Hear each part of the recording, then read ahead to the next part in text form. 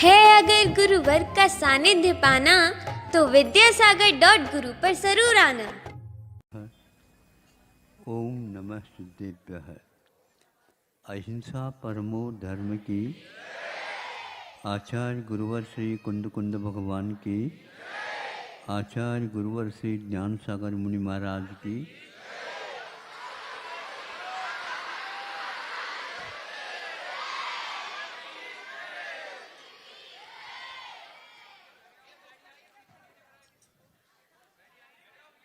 प्रचलन में विदेशी शिक्षा नीति के कारण अपने जो परंपरा से प्राचीन काल से जो खान पीन की बात है वह गौण होती जा रही है, जो कि अहिंसा के क्षेत्र में आप लोगों को आगे बढ़ने के स्थान पर पीछे अथवा यूँ कह दो उनको निरस्त अनुपयोगी सिद्ध कर रहे हैं। ये शिक्षा नीति के ही फल है। एक बात मैं आपके सामने कहना चाहता हूँ, जो विदेशी और भारतीय इन दोनों शिक्षा प्रणाली के अनुसार क्या क्या अंतर आता है, और विदेशियों ने भी इसको स्वीकारता दी है। क्योंकि वर्तमान में इतिहास नहीं पढ़ने का प्रचलन होने से हम उससे वंचित रह जाते हैं अथवा बच्चे उससे वंचित रह जाते हैं, और वंचित होने का अर्थ यह है उसका अस्तित्व ही मिट जाना। यदि आप लोग साहित्य पढ़ते नहीं तो साहित्य अपने आप ही जीर्ण शीर्ण होकर के समाप्त होने वाला। जब तक प्रयोग नहीं करते तब तक उसका अस्तित्व जीवन रह नहीं सकता। आप लोगों को जिस प्रकार आप मंदिरों का करते हैं उसी प्रकार साहित्य का भी प्रचलन करना चाहिए। प्रचलन का अर्थ यह है प्रयोग किए बिना वह होता नहीं। एक बात कहना चाहता हूँ, आप लोग दूध को जमाते हैं। क्यों जमाते हैं? तो नवनीत अथवा घी के लिए जमाते हैं, अथवा हम जो दूध पचा नहीं पाता उसके लिए दही तक्र आदि देना चाहते हैं। यही है ना उद्देश्य, ये उद्देश्य है।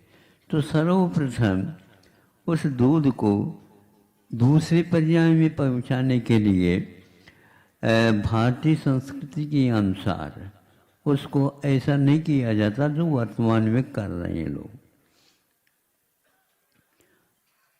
उसको थोड़ा सा गर्म कर देना। क्या कहा?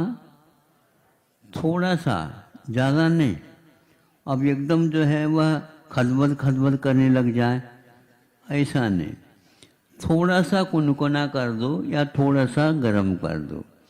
तो इस गर्म करने के बाद ही उसके पास एक प्रकार से जमने की क्षमता अपने आप में आ जाती है। इसको कैसे सिद्ध किया जाए? तो यह प्रचलन से ही अपने आप सिद्ध है। इससे एक और लाभ होता है कि वह एक प्रकार से जब जामन दिया जाएगा तब निश्चित रूप से उसकी पर्याय बदल होने के कारण जीवों की उत्पत्ति उसमें होना बंद हो जाएगी। इसके पीछे प्रक्रिया ये है, क्योंकि स्निग्ध रुक्षत्वात् बंध यह सूत्र होता है। स्निग्धत्व और रुक्षत्व के कारण बंध की व्यवस्था पुद्गलों में हुआ करती है। ये तत्वार सूत्र में 5वें अध्याय में सूत्र दिया गया है। 4-5 सूत्र वर्तमान विज्ञान में भी विज्ञान ने भी इसको स्वीकार कर लिया है प्रकारांतर से। अब स्निग्धत्व और रुक्षत्व को दोनों मिलने से ही बंद होते हैं, ये पक्की बात है।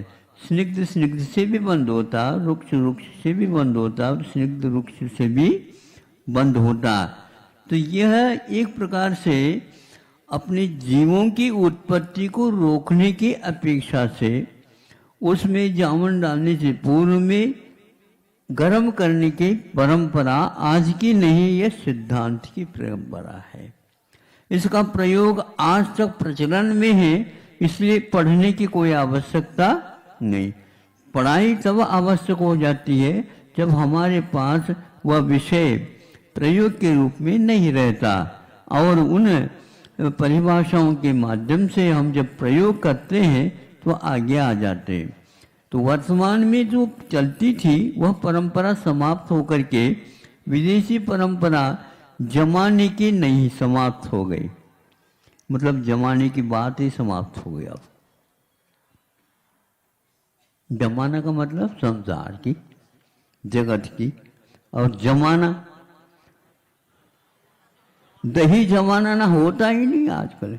जो सीधे सीधे ही क्रीम निकालो और उसको घी बना लो। ये प्रक्रिया कहाँ की है? विदेश की। ऐसा क्यों? उनके यहाँ घी नहीं होता, इसलिए। उनके यहाँ तो बटर तक विकास होता। बटर जानते हो? मटरा नहीं। अब वह उन्होंने बताया ये मिल्क आयल कहा है। सोचिए, विचार करिए, तरल होने मात्र से आयल क्यों कहते हो आप? घी में और तेल में बहुत अंतर है। कोई भी तेल अग्नि परीक्षा के बिना उत्पन्न होता है, लेकिन घी कैसे होता है? अग्नि परीक्षा के द्वारा ही उत्पन्न होता है और मथने के बाद ही उत्पन्न होता है।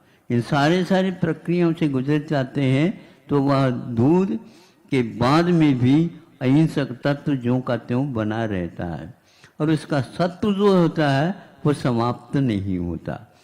तो एक दूसरा उदाहरण हम विज्ञान के साथ जोड़ करके जो भारतीय संस्कृति, जो शिक्षा प्रणाली थी, उसकी प्राचीनता और प्रमाणता के बारे में कहना चाहता हूँ कि जो धर्मचंद जी एक धर्मपाल हुए हैं, जो अच्छे लेखक थे ये, किंतु गांधीवादी थे और गांधी जी के समर्थन में वाले थे या उस युगीन थे।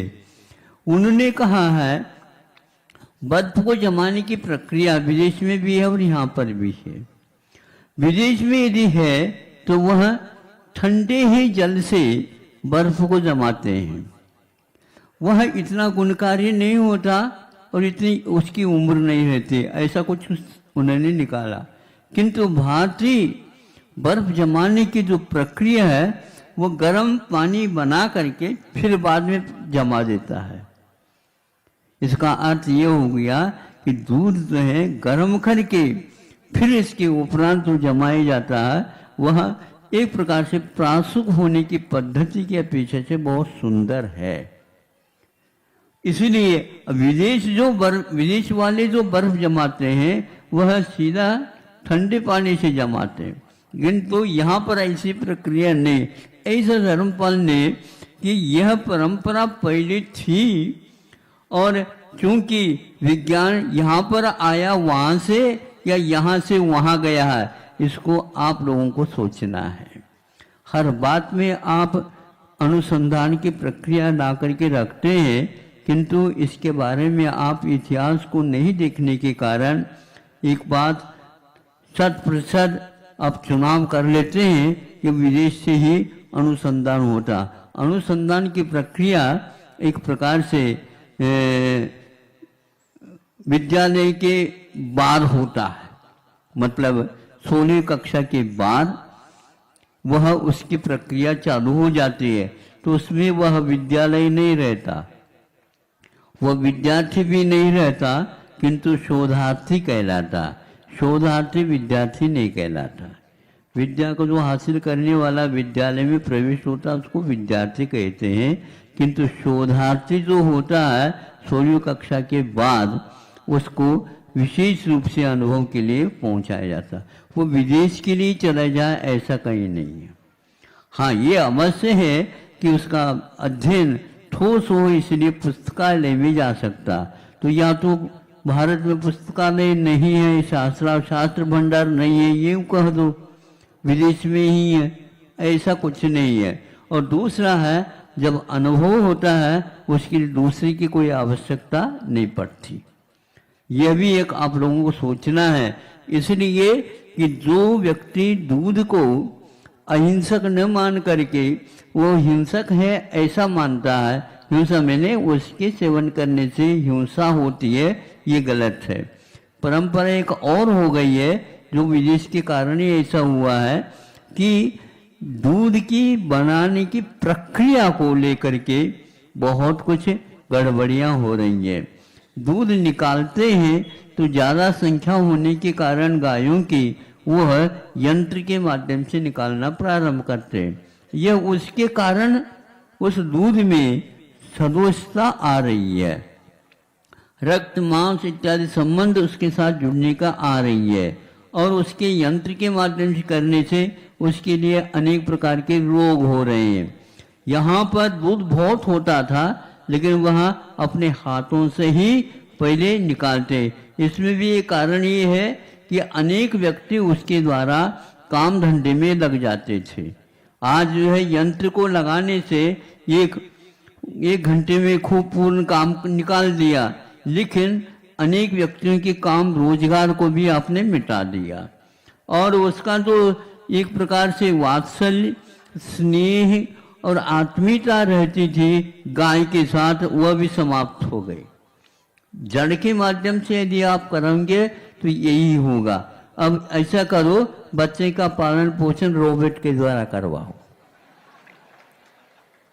वो थपाएगा, ये करेगा, वो लाड प्यार करेगा, वो करेगा, वो कुछ नहीं होने वाला, क्योंकि जड़ है वो। मुलायम हाथ एक बार फेर दो बच्चे के माथे पर या पीठ पर, फिर बहुत कुछ उसका रक्तचाप जो है ना अच्छा बढ़ जाएगा।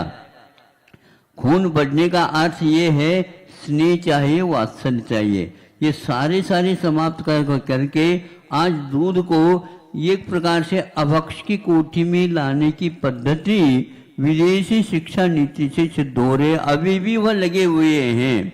इसलिए हम आप लोगों से कहना ये चाहते हैं, यदि दूध डेयरी है तो उसको वहीं तक सीमित रखिए जहाँ पर दूध को सुरक्षित रखने के स्थान का नाम दूध डेयरी है, इसमें कोई बाधा नहीं।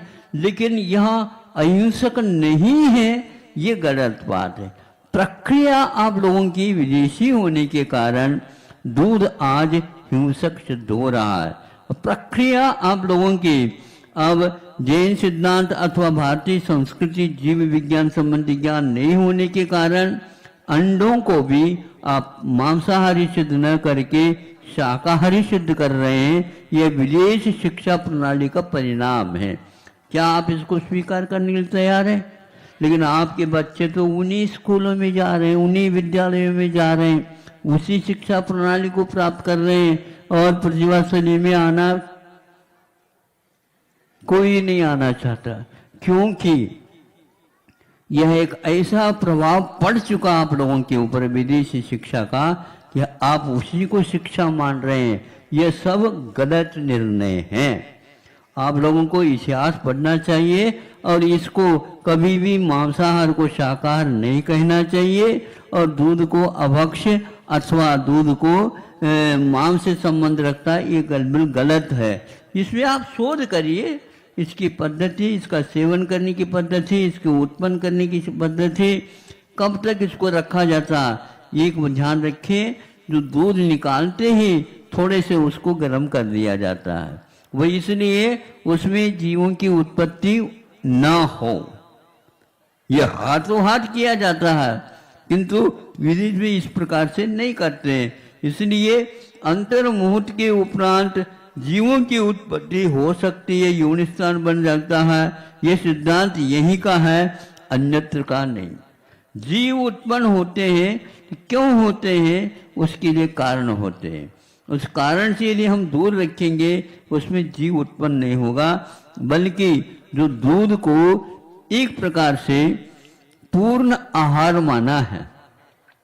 यदि वह मांसाहार होता तो पूर्ण आहार नहीं हो सकता, यदि वह तामसिकता से युक्त है तो पूर्णाहार नहीं हो सकता, यदि वह सात्विकता से युक्त नहीं है तो बच्चों को 6-6 महीने तक दूध के ऊपर रखा जाता, ये भी गलत होता।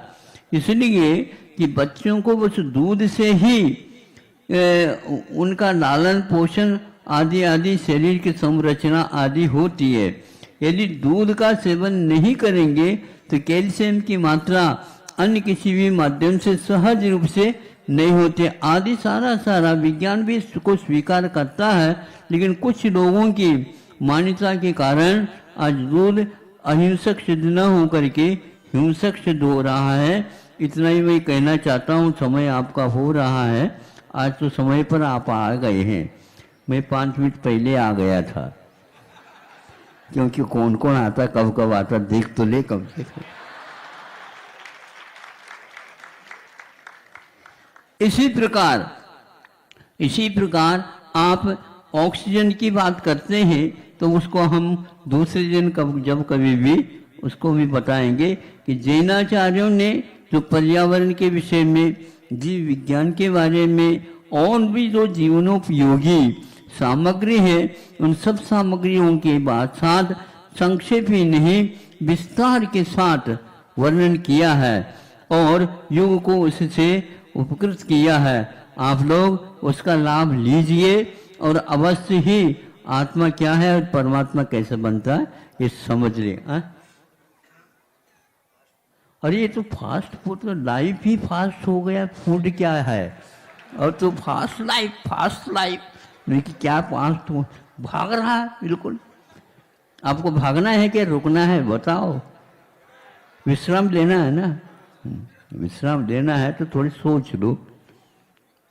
पहले श्रम होता है फिर बाद में विश्राम होता है, ध्यान रखना। क्योंकि थके नहीं है तो विश्राम क्या लोगे? सोते सोते विश्राम नहीं मिलता, थकने के बाद विश्राम लेना होता है। यदि नींद नहीं आती तो कल आई थी ना निद्रा, खुर्राटे की निद्रा आएगी। श्रम तो कोई करता है ही नहीं और गाड़ी के ऊपर लुढ़कना चाहता है तो फिर वह नींद नहीं आई उसको। गाड़ी के ऊपर लेटने से नींद नहीं आती, श्रम करने से गाड़ी के लिए मिट्टी भी हो चल जाएगा। हाँ, इसलिए आप लोग औषध के लिए ज्यादा पैसा हो गया है तो प्रतिवर्ष जी को दे दो, निरोगी बन जाओगे। अहिंसा परमो धर्म की जय।